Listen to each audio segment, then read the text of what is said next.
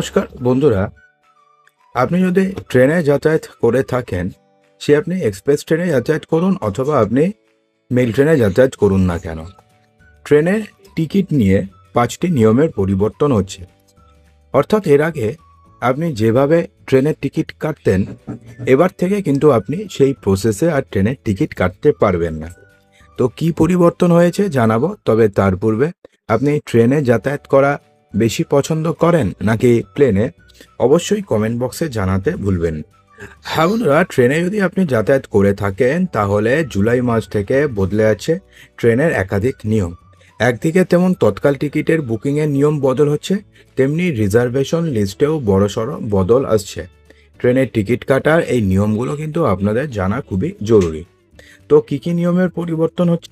তো প্রথমে বলা হয়েছে যে 1 জুলাই থেকে তৎকাল টিকিট বুকিংয়ে বড়সড় বদল আসছে।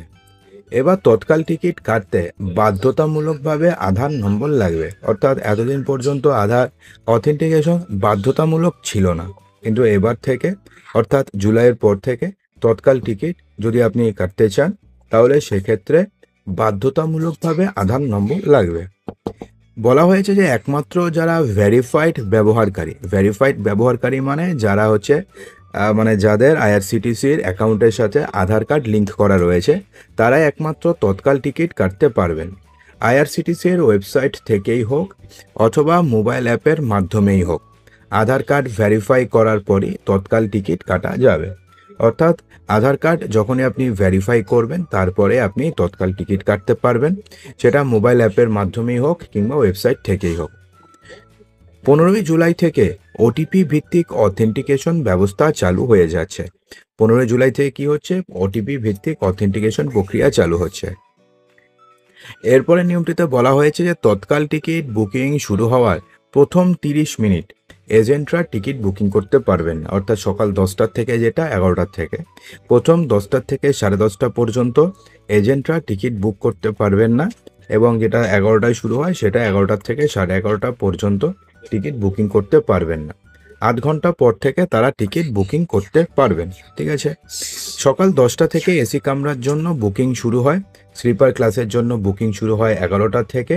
রেলের এই নিয়ম এবার থেকে এজেন্টরা সকাল 10:30টার আগে এসি এবং সকাল 11:30টার আগে স্লিপার ক্লাসে টিকিট বুকিং করতে পারবেন না।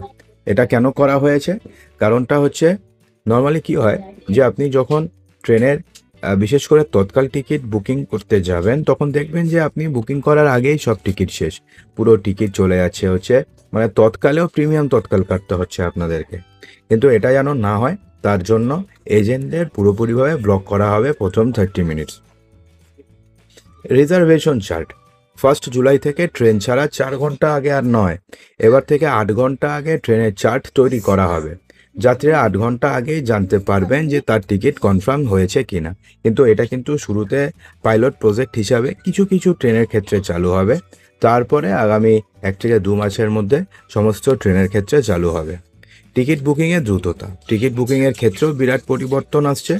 আধুনিক সিস্টেমে প্রতি মিনিটে এখন থেকে 1.5 লক্ষ টিকিট কাটা যাবে। বর্তমানে প্রতি মিনিটে মাত্র 32,000 টিকিট কাটা হয়, কিন্তু এরপর থেকে প্রতি মিনিটে কাটা যাবে 1.5 লক্ষ টিকিট। বর্তমানে কাটা হয় মাত্র 32,000 টিকিট। এছাড়া কমতে পারে খরচ। ভারতীয় রেলওয়ে ক্লারিক্যাল চার্জও কমানোর কথা ভাবনা চিন্তা করছে। ওয়েটিং লিস্টে থাকা টিকিট বা ক্যান্সেলেশন টিকিটের জন্য যে টাকা রিফান্ড করা হয় তার উপরে এই ক্লারিক্যাল চার্জ নেওয়া হতো। রিজার্ভ এসি নন এসির ক্ষেত্রে এই চার্জ 60 টাকা এবং সেকেন্ড ক্লাসের ক্ষেত্রে 30 টাকা নেওয়া হতো। এই চার্জও কমানো হতে পারে, এমনটাই কিন্তু বলছে ভারতীয় রেল। অর্থাৎ সত্যি যদি এটা হয় তাহলে কিন্তু ট্রেন যাত্রা একদিকে যেমন ভালো হবে, ঠিক অন্যদিকে ট্রেনে যাতায়াত করতে খরচও কমবে।